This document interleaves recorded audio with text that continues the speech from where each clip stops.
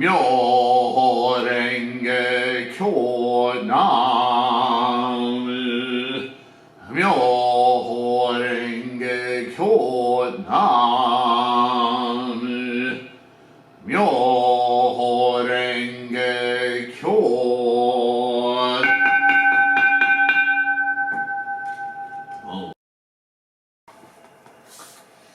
Hello everyone. Ooh, we're a little shaky here. Sorry about that. Well, this is, I know it's been a month since the last video. Sorry to make you wait. It's spring, early summer, and here around the homestead and the school, lots and lots of chores, projects, things that I had to either attend to, repair, or prepare for weather as it is. But I'm ready to continue with the heritage of the ultimate law of life. We left it on a pretty deep note as Nichiren is talking about what the embracing of the Lotus Sutra means. And so we'll continue with that. I'm distracted by some flashing things on my screen. Don't know why. We'll continue. For one who summons up a resolute mind and chants Namu Myoho Renge Kyo with the profound insight that now is the last moment of one's life, the sutra proclaims, quote, when the lives of these persons come to an end, they will be received into the hands of 1,000 Buddhas, who will free them from all fear and keep them from falling into the evil paths of existence. End quote. How can we possibly hold back our tears at the inexpressible joy of knowing that not one or two, not just 100 or 200, but as many as 1,000 Buddhas will come to greet us with open arms? Now we are back in hyperbole. So, to be clear, when one summons with profound insight, these are words that are shortcuts of the greater teaching that the insight, as Tendai taught, is the 3,000 realms in a single moment or thought moment. Remember that our lives are moment to moment. Each moment a birth and a death. So keep this in mind when he says, with that insight, we now is the last moment of one's life. In other words, realize that in each moment, our life recreates itself. It's not one continuous stream. It's a, I'll use the word catapulting of one's craving and desires and amassed experience, imbuing the next moment, dying off once again with changes and influences, imbuing the next moment. See, this is the momentum of a life, the process of life. We experience these moments one after another as we accrue them and feel the inertia, experience the inertia of that craving, that nidana, that 12-linked causal chain from one moment to the next, so that with the insight, do you see how this works? When we summon one's resolute mind and chant Namu Myoho Renge Kyo with the profound insight that now is the last moment of one's life, I'm not talking about death as the end of this lifetime, but this moment. As we leave this moment, when the lives of these persons, this is a translation, when these moments come to an end, will be received into the hands of 1,000 Buddhas. This is a statement about, and a quote from the sutras, which are interpretations of sermons given by Shakyamuni, that this is the sensation of enlightenment. This is the awakening of our Buddha mind. That with the profound insight from chanting Namo Myoho Renge Kyo with a resolute mind, what is our mind resolute about? It is resolute about unification, awakening of the Buddha mind, the release of the mundane, attached, human, samsaric consciousness,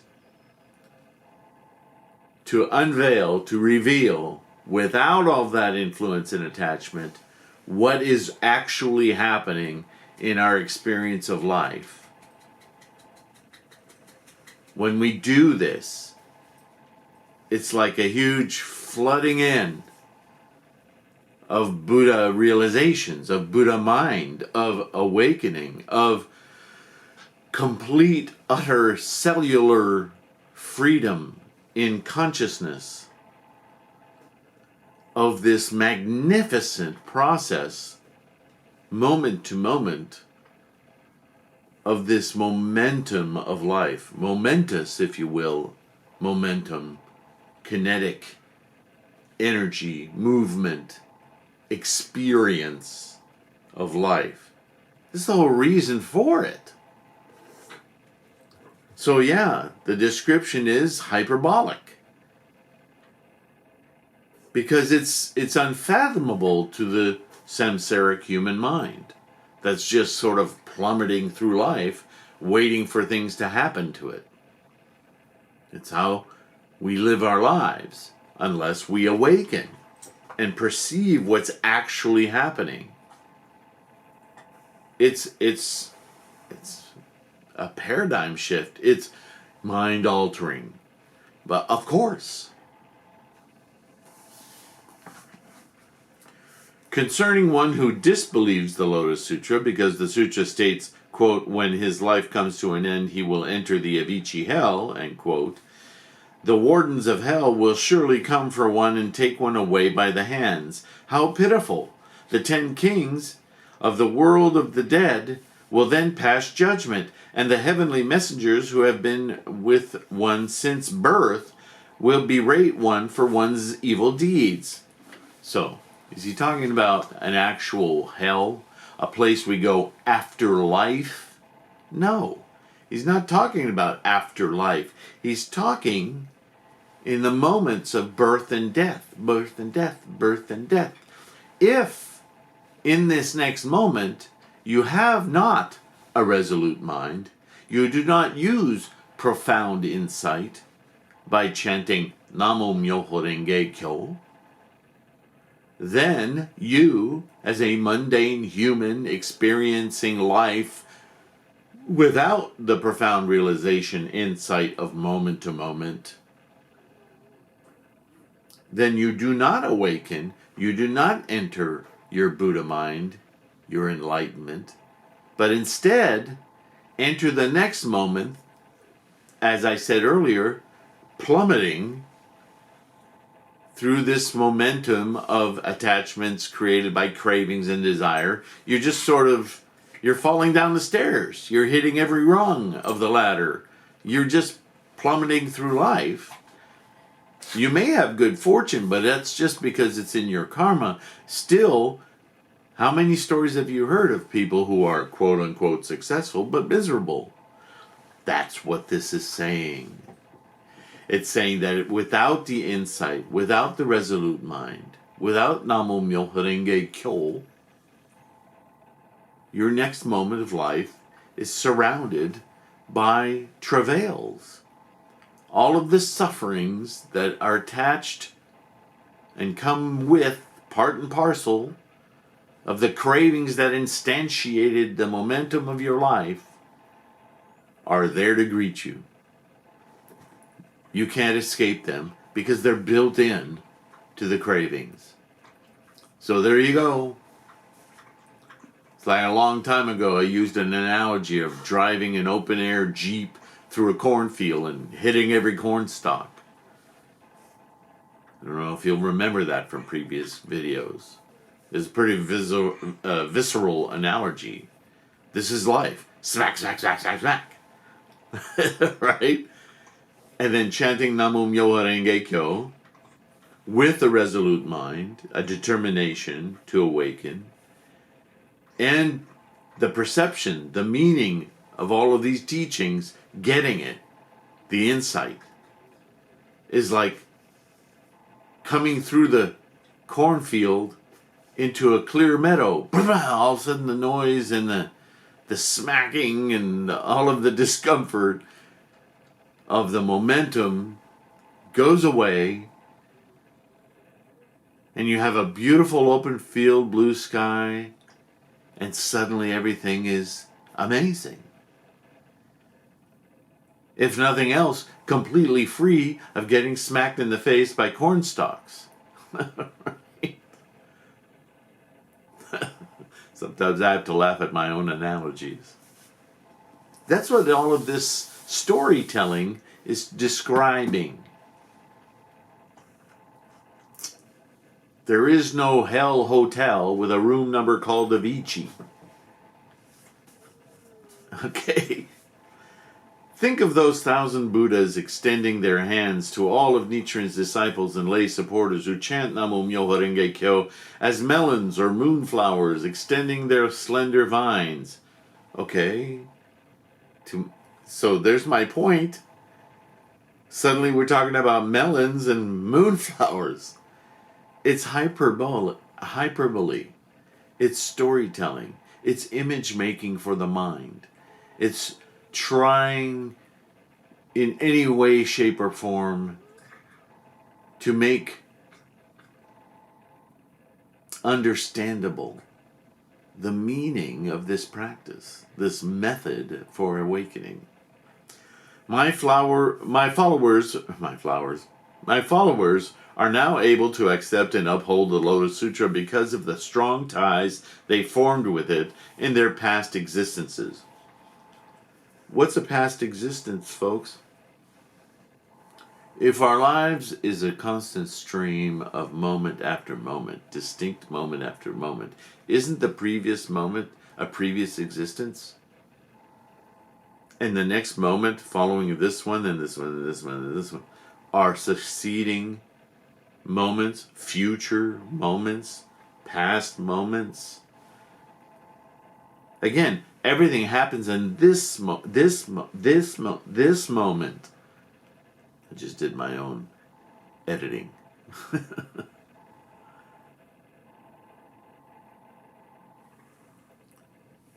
They are certain to obtain the fruit of Buddhahood in the future. What future?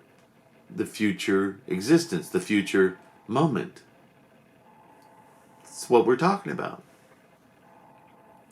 The heritage of the Lotus Sutra flows within the lives of those who never forsake it in any lifetime whatsoever, whether in the past, the present, or the future. But those who disbelieve and slander the Lotus Sutra will immediately quote, destroy all the seeds for becoming a Buddha in this world. In this world. In this collection of moments. Now. Not after your body is dead. We're talking about moment-to-moment, life-death existences. Because they cut themselves off, my page-turning karma's back. Because they cut themselves off from the potential to attain enlightenment, they do not share the heritage of the ultimate law of life and death. All disciples and lay supporters of Nichiren should chant Namo Myoho Renge Kyo with the spirit of many in body but one in mind, Itai Doshin, transcending all differences among themselves to become as inseparable as fish and the water in which they swim. This spiritual bond is the basis for the universal transmission of the ultimate law of life and the death. Herein lies the true goal of Nichiren's propagation. When you are so united, even the great desire for widespread propagation can be fulfilled. But if any of Nichiren's disciples disrupt the unity of many in body but one in mind, they would be like warriors who destroy their own castle from within. Nichiren has been trying to awaken all the people of Japan to resolute mind of determination in the Lotus Sutra, so that they too can share the heritage and attain Buddhahood. But instead, why would he be working so hard in Japan to help all people attain Buddhahood if it was something they couldn't attain right now, in their lifetime, this lifetime, the one he shares with them? I really want to break this idea that everything is about successive lifetimes, reincarnation, and all of that. That's some Hindu stuff. That's a religion kind of talk. Buddhism is not religion. It's about the here and now. It's about how to live this life fully without without the influence, the negative influences of simple carnage from cravings. Just perceive this amazing process without attaching it to all these other desires. See it for what it is in this moment. But instead they have persecuted me in various ways and finally had me banished to this island. You have followed Nichiren, however, and met with suffering as a result. It pains me deeply to think of your anguish. Gold can be neither burned by fire nor corroded or swept away by water, but iron is vulnerable to both. A worthy person is like gold, a fool like iron. You are like pure gold because you embrace the gold of the Lotus Sutra. The sutra says, quote, just as among all the mountains, Mount Sumeru is foremost, so this Lotus Sutra is likewise, end quote. It also states, quote, the good fortune you gain thereby cannot be burned by fire or washed away by water, end quote. It must be ties of karma from the distant past that have destined you to become my disciple at this time, at a time like this. Shakyamuni and many treasures certainly realize this truth. The sutra's statement, those persons who, quote, those persons who had heard the law did dwell here and there in various Buddha lands, constantly reborn in company with their teachers, end quote, cannot be false in any way. So, again, in another way, he's quoting the Lotus Sutra as validating exactly what he's saying, is that as we live in this moment to moment, when we realize this truth, those persons who had heard the law did dwell here and there in various Buddha lands because they're various individuals. Each of us has a Buddha land. That Buddha land is our perception, our mental awakening. Our awakening is like leaving the corn stalks into a meadow. You could say that's a Buddha land. Your Buddha land will be your own meadow, not mine, not hers, not his, not anyone else's. We all have our own human samsaric package of momentum, karmic momentum. And if we transcend it, we reach our own unique Buddha land. They're all connected as far as experience, as far as energy. But they are individual. That is the amazing aspect of this Buddhism, is that we all attain our own Buddha land, our Buddha mind, our release of the mundane sufferings of samsara.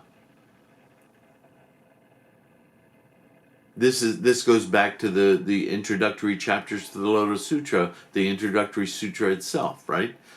Immeasurable, innumerable meaning, innumerable methods, innumerable minds, because we're all distinct.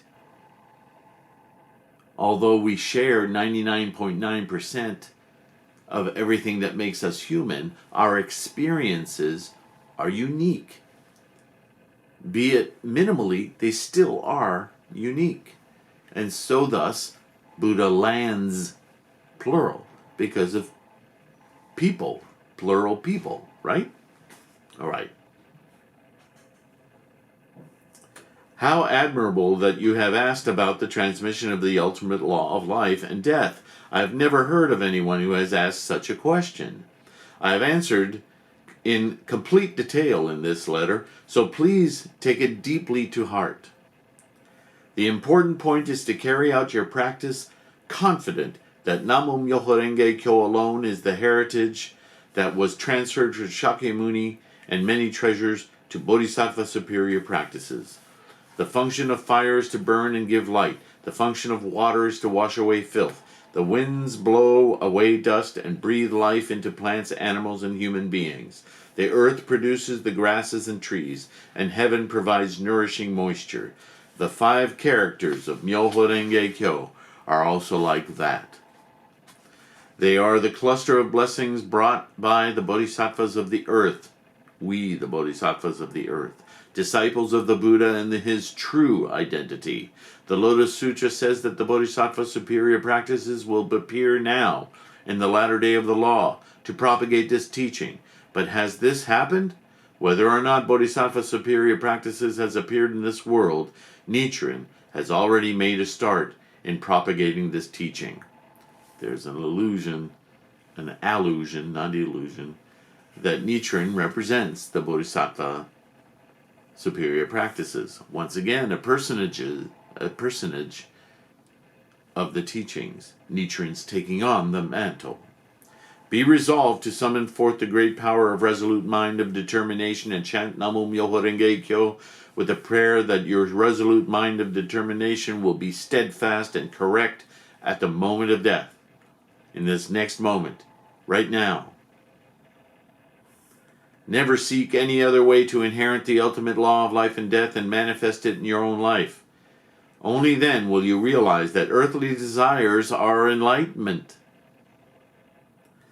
and that the sufferings of birth and death are nirvana, that we now, moment to moment, are living in enlightenment. If only to realize it. That is awakening. Even embracing the Lotus Sutra would be useless without the heritage of resolute mind of determination. I will go into particulars again on another occasion. With my deep respect, Nichiren, Dashramana, Japan. Wow. So, the next series will be on a Go show that I think you'll agree is much touted as a super important one. And we'll have to take our time on it because it's a profound one. This last one, amazingly profound. Especially if you start to take it apart and really understand the meaning of the hyperbole. The next one, the opening of the eyes. But for now, again, nothing but appreciation for you, my friends. Our Sangha is amazing. Thank you. Please support me if you can on Patreon, patreon.com/TLK. Your support, your continued support, immeasurable help, keeps me going. Thank you so much. Namu Myoho Renge Kyo. Have a great, great day. Stay healthy. Bye-bye.